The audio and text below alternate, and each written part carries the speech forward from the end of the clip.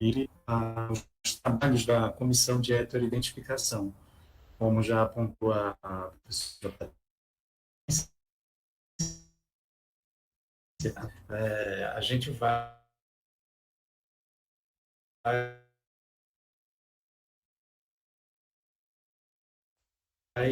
né, indígenas, pretos, pardos, né? E a gente vai falar um pouco sobre esse trabalho dessa comissão, né? E para a gente poder, primeiro, falar dessa comprovação das cotas étnico-raciais, né, por meio da comissão de heteroidentificação, eu acho que é importante a gente falar, primeiro, de ações afirmativas, né, de políticas afirmativas, que a cota, né, nas universidades federais é uma dessas ações afirmativas, que tem servido para ampliar o número de ingressantes nas universidades, de segmentos da população que foram historicamente excluídos, né? Negros, indígenas, quilombolas, segmentos da população nacional que foram históricamente que não têm acesso.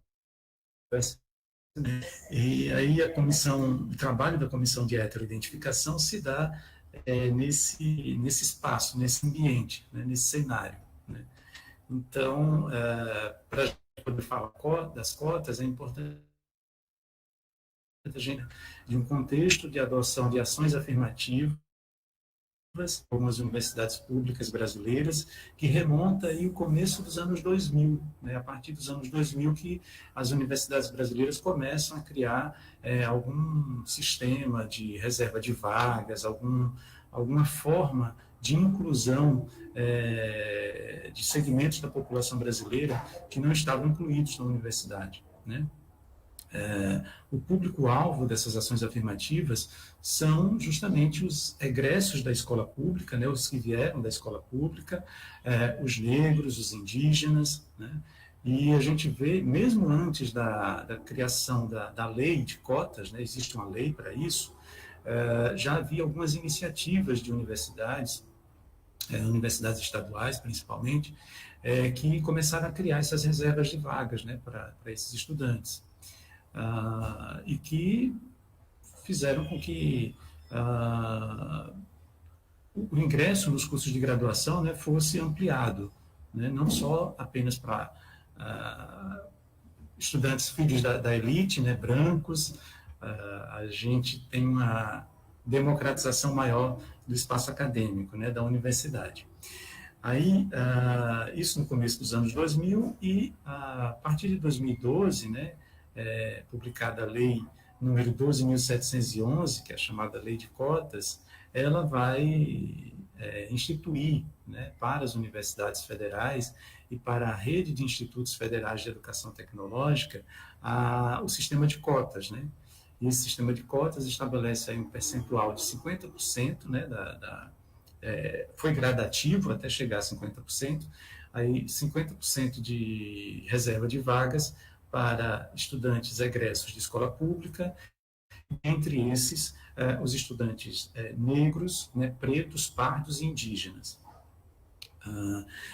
Para a gente falar também de lei de cotas, eu acho que é importante, de ação afirmativa e falar de lei de cotas, lembrar que esse movimento de democratização da educação superior, que ocorre a partir do começo dos anos 2000, né, ele se dá também com a adoção de uma política de interiorização da educação superior, né, que vai permitir essa maior entrada de pretos, pardos e indígenas nas universidades, né, e nos institutos federais. Isso vai permitir que a universidade ela seja mais colorido, né, colorindo um pouco mais o cenário da educação superior no Brasil, né, que tem sido, historicamente, repito, né, um lugar majoritariamente de pessoas brancas, né. Então, assim, em 2007, né, o governo federal ele vai adotar um programa de apoio a planos de reestruturação e expansão das instituições federais de ensino superior. E com isso, um número de instituições, né, criando novas universidades, criando cursos novos, né? E Luiz, também seu ampliando o áudio, número de vagas, né? Na Luiz, graduação. seu áudio está falhando um Opa, pouco. desculpa. Você pode desligar, se quiser, a projeção da câmera, que aí fica melhor para a gente lhe Ah, escutar. Né? Por conta da internet, eu acho que está um pouco lenta. Talvez fique melhor. Valeu, obrigada. beleza, obrigado, Patrícia. De fato, né? Essa internet, uma coisa que a gente aprendeu nessa pandemia é que as internets, os serviços de internet geralmente não são bons, né? Eles sempre apresentam algum problema. Bem, aí como eu estava falando então para vocês, é nesse contexto, né, de democratização, de ampliação e de interiorização da educação superior é que vai surgir a lei de cotas, né, e com o estabelecimento de reserva de vagas nas universidades federais e nos institutos federais, né, nas universidades, no espaço acadêmico. Tem uma iniciativa da UNB, né, que ele construíram lá, fizeram um mapa das ações afirmativas no Brasil, né, pelo Instituto de Inclusão no Ensino Superior e na Pesquisa, juntamente com outras instituições, que fez um mapeamento bem interessante, né, para quem se interessar e quiser conhecer um pouco mais, ele traça um importante quadro dessas políticas de ações afirmativas em vários institutos de educação superior. Né? E com esse movimento de ampliação e de democratização do acesso, a questão da idade étnico-racial, né, ganhou maior importância nas universidades, né? E serviu para fortalecer essas diferentes presenças na universidade, né? Colorindo um pouco mais esse espaço da universidade. A, a UNAT, né, com essas políticas afirmativas, ela começou a ser vista, né, como um espaço não para poucos, e sim para todos que queiram fazer um curso superior. Independente da classe social, independente da cor da pele, independente da etnia, independente do grupo de pertencimento, independente da orientação sexual, né? A gente vê que, apesar dessa ampliação, dessa democratização da educação superior, ainda há muitas ausências, né, na universidade. O número de negros, indígenas, quilombolas, ciganos, né, ainda não é o representativo da sua representação na população, né, do contingente populacional. Né? Por exemplo, se a gente for pensar em orientação sexual, tem poucas pessoas trans nas universidades. Né? Se a gente for pensar nos indígenas, tem poucos indígenas ainda na universidade, né? Ainda que esse número tenha se ampliado. Né? Tem poucos negros ainda diante do contingente populacional de negro na população brasileira. Né? Mas, enfim, para a implementação dessas políticas de cotas, né, foi preciso criar alguns instrumentos institucionais, alguns instrumentos para o seu controle, para a sua regulamentação, e um desses instrumentos foi a comissão de heteroidentificação, né, a comissão de heteroidentificação que vai avaliar as inscrições dos candidatos cotistas, né, dos candidatos que pretendem ingressar na educação superior por meio do sistema de cotas. Esta comissão, né, se chama de heteroidentificação, comissão de heteroidentificação, e é um nome um pouco estranho, né, um nome que a gente não está muito acostumado a escutar, né? Comissão de heteroidentificação, o que é isso, né? Por que esse nome? O que eu posso dizer é que esse nome se dá porque vai ser uma comissão que vai avaliar a condição autodeclarada dos candidatos por meio de pessoas de diferentes condições étnicas e de gênero. Essa comissão, preferencialmente, deve ser composta por negros, brancos, indígenas, mulheres, homens, né? E essas diferentes pessoas, elas vão analisar esses documentos comprobatórios enviados por vocês, né, que pretendem ingressar na universidade, pelo sistema de cotas étnico-raciais. Né? É uma identificação por terceiros, né? É uma identificação pelos outros. Né? E o prefixo hétero, né, da comissão heteroidentificação, diz respeito a isso, né? Diz respeito ao outro, diz respeito à diferença, né? A palavra mais comum no nosso vocabulário, né, utilizando esse prefixo, é a palavra heterossexual, né, que diz respeito à atração sexual por pessoas de sexo diferente. Né? Então, o hétero significa isso, né, diferente. Aí a comissão de heteroidentificação é um grupo de pessoas de diferentes condições étnicas, raciais, de gênero, vai avaliar as inscrições dos candidatos, né, que entram pelo sistema de cotas. Esta comissão ela vai deferir ou indeferir as inscrições, né? A depender se o candidato vai atender ou não alguns requisitos, né? E esses requisitos eles estão definidos no edital. Por isso que é importante ler com bastante atenção o edital. E sobre esses requisitos, né, para não ficar falando aqui sozinho, né, eu convido a Geice para falar um pouquinho sobre esses requisitos que estão no edital. Bom, boa tarde. Deixa eu só aparecer aqui. Acredito que todos estejam me vendo. Dando continuidade à apresentação do professor Luiz, a gente organizou a nossa apresentação de acordo com o edital da UFDPA, que no caso todos vocês, né, candidatos, têm acesso. E a gente trouxe com o propósito de orientar os interessados. Entretanto, nada substitui a leitura do edital.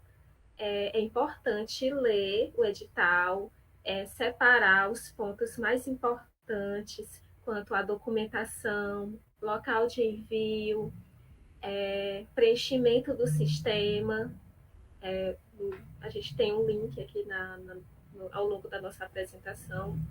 E ficar atento às redes sociais e ao site da própria instituição, porque sempre ela está lançando informações quanto ao cronograma, quanto ao acesso à informação para os candidatos, que auxilia bastante.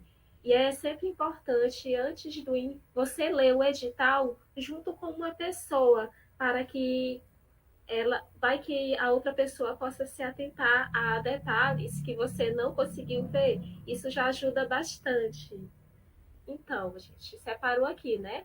Quando ocorre esse procedimento de heteroidentificação. O procedimento de heteroidentificação, como o professor Luiz Antônio já falou, vai ser a avaliação por terceiros. Porque antigamente acontecia muito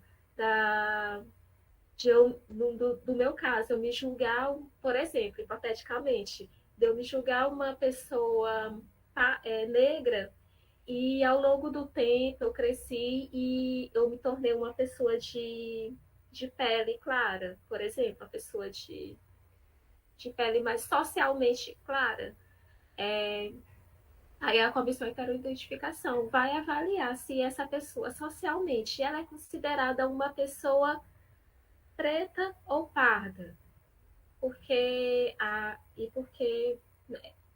não vai ser aceito, né, justificativas. Por exemplo, minha mãe é negra e meu pai é branco, então eu me considero uma pessoa parda por essa condição. Aí, nesse caso, a gente não vai avaliar, né, no caso da comissão de heteroidentificação, ela não vai avaliar esses critérios da sua linhagem familiar.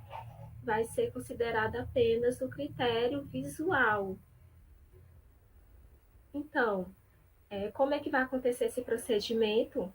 Após os candidatos submeter a sua autodeclaração, pretos e pardos, ou indígenas, vai ser analisado toda a documentação, as fotos, os vídeos e a assinatura do documento. Lembrando que se você for menor de idade, é necessário a assinatura do seu responsável no local indicado da ficha. como tem lá no edital.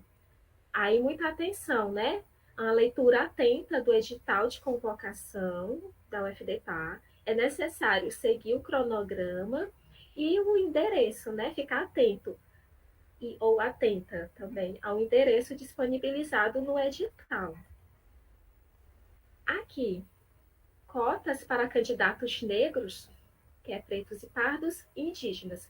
Aqui a gente tem uma imagem que foi recortada do último edital, que traz algumas informações importantes de como o candidato deve enviar a foto.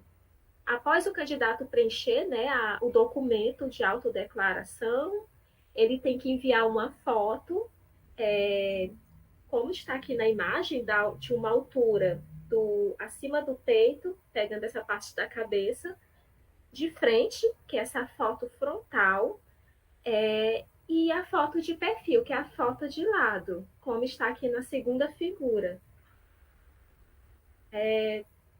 E muita atenção para não confundirem, porque a foto de perfil não é aquela que a gente utiliza em algumas redes sociais. Não, ela vai ser essa foto de lado, como está na figura que acompanha o edital. Então, algumas características que a foto deve ter. Ela é você tem que enviar uma foto frontal e uma de perfil, que é de lado. Você deve ter atenção à iluminação, tem que ter uma boa iluminação. O fundo branco ou o mais claro possível.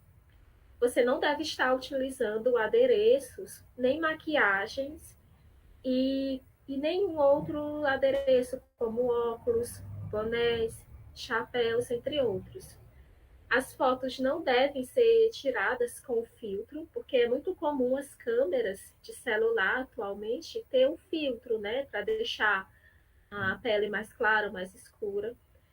Não é permitido o uso desse recurso.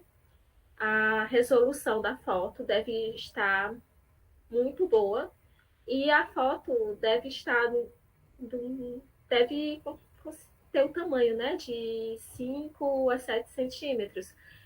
No caso, você vai enviar uma foto, né, de um tamanho que seja legível, ou que seja bom para a gente considerar, né, para a gente olhar. Não, também o peso. Tem fotos que são muito pesadas e deve estar atenta, né, se realmente essa foto foi anexada de modo correto, porque se a foto, às vezes a gente pensa que a foto foi anexada, ou o vídeo, você deve se atentar se realmente esse vídeo e essa foto está anexada, porque a depender do tamanho que você utilizou, o sistema pode não receber, né? E aí seguir para outros procedimentos, né, como recurso. Professor Luiz, ou então algum dos professores quiserem trazer, né, alguma orientação a mais, podem interferir na minha fala.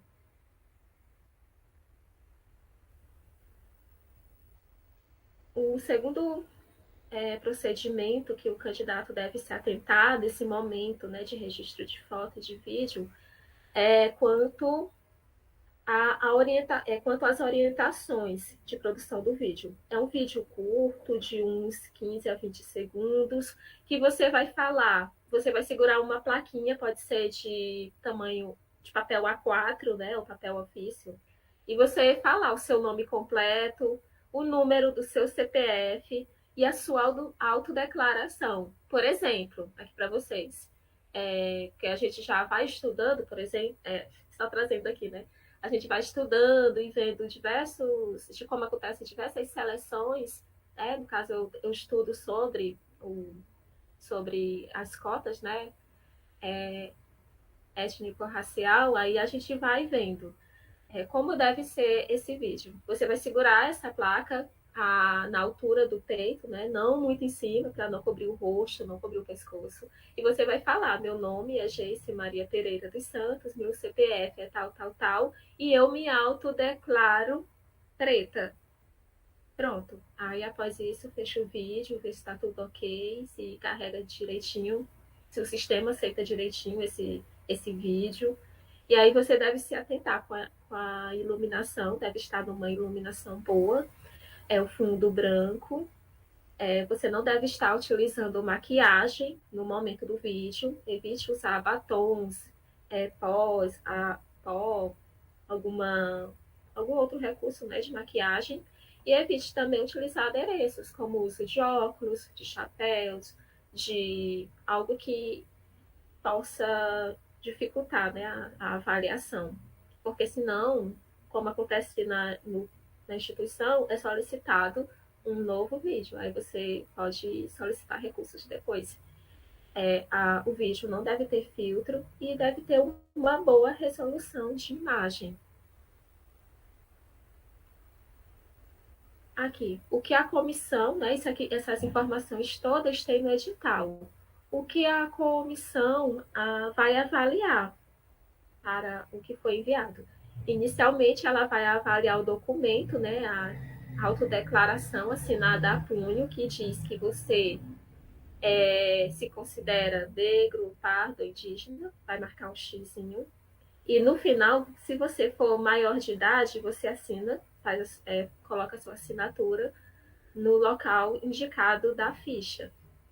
E caso você seja menor de idade, quem deve assinar é o seu responsável. O item D é única e exclusivamente avaliado o critério fenotípico. O que seria o critério fenotípico? É a cor da pele, a textura do cabelo, o formato do nariz, o formato da boca, a grossura dos lábios, entre outros. Sendo excluído qualquer critério de ancestralidade.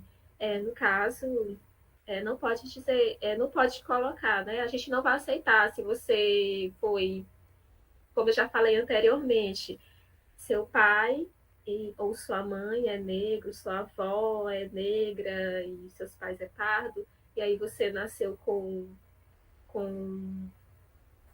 pouca representação desses traços, aí não é aceito. A vaga vai para outro candidato que solicitou e que faça jus, né, a essa política de reparação. Lembrando que as cotas raciais e étnico-raciais, elas são uma reparação necessária para o Brasil, uma vez que as universidades brasileiras, por muito tempo, ela sustentava uma grande quantidade de alunos brancos, enquanto pessoas negras e pardas indígenas não tinham acesso a esses espaços. E com a política de cotas, a gente já pode começar a perceber as mudanças acontecendo, que é o acesso desses candidatos cotistas às vagas universitárias, às vagas que têm direito. Reparação histórica também não só a nível de universidade, mas também a nível estrutural do país. Por quê? A gente sabe que historicamente o Brasil ele é estruturado numa estrutura racista, né? Racismo estrutural. E o item C, não serão considerados quaisquer registros ou documentos eventualmente apresentados, inclusive imagens. No caso, a gente pode falar com relação a pessoas em vez de enviarem a documentação, ou então o vídeo, a foto, anexam fotos de pais, de avós, de irmãos, ou então sua foto quando criança. Isso não é considerado em nenhum momento.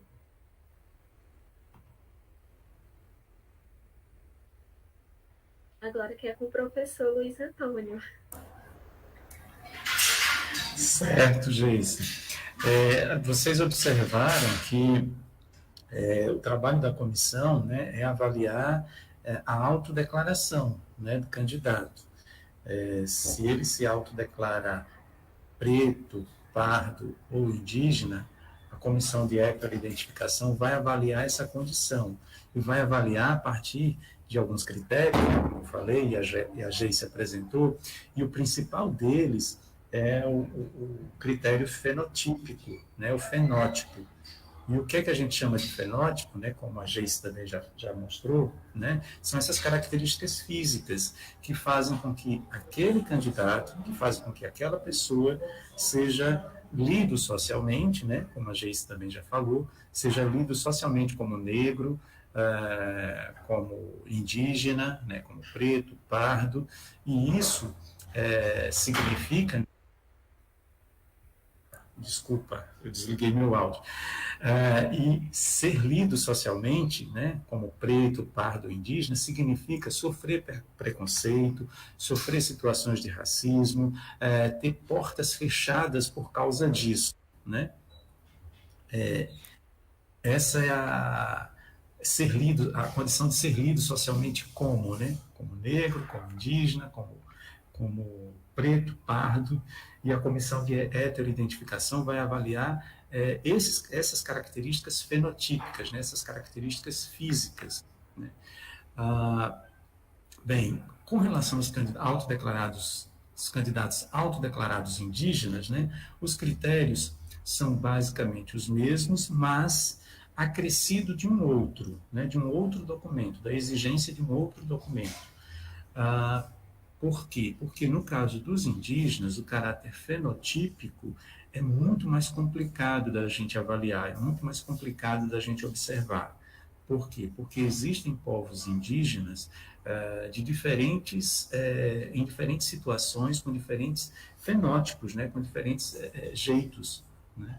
Há no Brasil uma diversidade étnica, né, de povos indígenas assim enorme, né, uma das maiores do mundo, né? Nós temos, de acordo com os dados do censo do IBGE de 2010, né, são os últimos dados oficiais que nós temos, né? Está um pouco defasado, mas é o que nós temos. Nós tínhamos no Brasil mais de 305 povos indígenas, né? Em diferentes regiões, em diferentes situações, né? No Nordeste, no Norte, no Centro-Oeste, no Sudeste, com diferentes histórias, com diferentes percursos de interação, de mistura, de cruzamento, né? de interracial. Então, com diferentes características culturais e físicas também. Então, para os povos indígenas, é mais difícil a gente se guiar unicamente ou basicamente pelo critério fenotípico, né? Daí a exigência de um documento a mais, no caso dos povos indígenas. E esse documento a mais pode ser um desses que estão listados aí no slide, né? O candidato autodeclarado indígena, ele vai ter que enviar, né, junto com a outra documentação que todo candidato vai ter que enviar, ele vai ter que acrescentar um registro de nascimento em que se reconheça essa sua identidade étnica, né, uma carta de recomendação emitida por uma liderança indígena, né, a liderança do povo a qual aquele candidato pertence, né, por um órgão indigenista, né, por uma personalidade indígena reconhecida publicamente, né, pode ser também um histórico escolar emitido por escola indígena, né, ele é indígena e estudou em escolas indígenas, então ele vai ter um histórico também, isso pode ser um documento comprobatório, e um memorial do seu processo educativo, né, enquanto estudante indígena, né, desde as escolas indígenas que ele participou, os usos da língua indígena, se seu povo possui uma língua indígena, né, porque no Brasil nós temos vários povos que não possuem suas línguas, principalmente no Nordeste, né? São poucos povos indígenas que têm sua língua própria. A maioria dos povos indígenas no Nordeste são falantes da língua portuguesa, né? Alguns estão em processo de resgate, de recuperação de suas línguas ancestrais, mas são poucos, né, que a gente pode dizer que são falantes de suas próprias línguas no Nordeste. Diferente de outras regiões do país, né, como na região Norte, a maioria dos povos indígenas possuem suas próprias línguas, né. E nós temos também no Brasil uma diversidade linguística muito grande, né. Segundo os dados do censo, né, a qual eu me referi há pouco, são mais de 200 línguas, né? A grande maioria delas são línguas indígenas, né? Mas há outras línguas também faladas no Brasil. Não falamos apenas o português, né? Falamos várias línguas, né? Mais de 200 de línguas. 274 línguas, segundo os dados do censo. Mas o candidato indígena, então, ele vai ter que apresentar esse outro documento que vai identificar a sua condição étnica, né? A que povo ele pertence, né? E é importante também, quando a gente está falando de autodeclaração, que vai ser o pontapé inicial para o trabalho da comissão de heteroidentificação, primeiro o candidato se autodeclara, depois a comissão de heteroidentificação vai avaliar essa autodeclaração, né? Quando a gente fala de autodeclaração, é importante a gente lembrar que o Brasil ele é signatário, significa que ele assinou, né, um documento do direito internacional chamado Convenção número 169 da Organização Internacional do Trabalho. E essa convenção, né, sobre povos tribais, comunidades tradicionais, estabelece, né, como direito dos povos a autodeclaração. Então, são os próprios povos, são os indivíduos que pertencem a esses povos que têm direito de dizer o que eles são ou o que eles não são, né? A autodeclaração. E aí, o trabalho da comissão é ver se essa autodeclaração coincide com essa visão, essa leitura social daquele indivíduo, como é que ele é lido socialmente. Se ele é lido como negro, como pardo, como preto, como indígena, né? Esses documentos eles servem para balizar, né, servem para orientar um pouco o trabalho da comissão e fortalecer essa política, né, essa política de cotas, que é uma política necessária, né, como falou a Geice, é uma reparação histórica que a gente faz para esse longo processo de exclusão, né, foram séculos de exclusão na educação superior, de segmentos da população brasileira, que, por meio das políticas afirmativas, por meio das ações afirmativas, se tem buscado cada vez mais colocar esses segmentos da população brasileira representados na universidade, né, como estando representados na universidade, no espaço acadêmico. Bem, como eu disse para vocês, a comissão de heteroidentificação, diante dessa leitura social, né, a gente pode dizer assim, da sua autodeclaração, a inscrição ela pode ser deferida ou pode ser indeferida, né? Aí, no caso do deferimento, tranquilo, né? Significa que foi aprovado. Você pode seguir para a próxima etapa, né? Mas caso a sua inscrição seja indeferida, você tem direito a entrar com recurso. Não é, Geice? Isso. Lembrando que, se for indeferido, você deve solicitar o recurso no próprio sistema da instituição. No edital ele repassa, né, o endereço para você solicitar esse deferimento. Isso. Aí, no caso, você tem uma caixinha que você vai digitar, né, solicitando o recurso, avaliar tal documento. E, no caso, os recursos podem acontecer pelos motivos de por não ter os critérios fenotípicos, no caso, o candidato pode ser indeferido nesse ponto, ou ser indeferido por ausência, ou então inserir algum documento de forma irregular. Por exemplo, você insere uma foto que não está nos conformes do edital, ou então uma foto que não abre no sistema. Como eu falei, você anexou uma foto e não reparou se realmente foi anexado de forma correta. Ou então, com relação ao vídeo. Ou então, se você apresentou um vídeo sem conter as informações solicitadas. Lá naquela placa, na caixinha que eu falei, tem a caixinha, você vai segurar um papel e falar os dados. Aí você segura e não fala os dados, ou então você segura e não fala os dados corretamente. Aí, no caso, é indeferido, não só por questões do fenótipo. E no caso do recurso, aí você vai inserir os documentos, os vídeos e as fotos, outras fotos, outros vídeos, de forma correta. Se você é de menor e você assinou a punho, também não vai ser aceito, porque, no caso, tem que ser um responsável, você que deve assinar esse documento, tudo bem?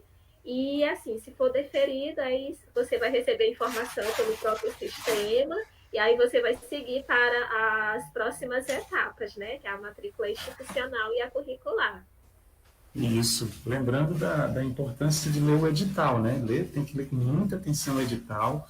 Como disse a Geise, se tiver dificuldade de compreensão, porque a linguagem realmente dos editais, ela não é uma linguagem muito acessível, né? Geralmente é uma linguagem realmente mais difícil para a gente entender.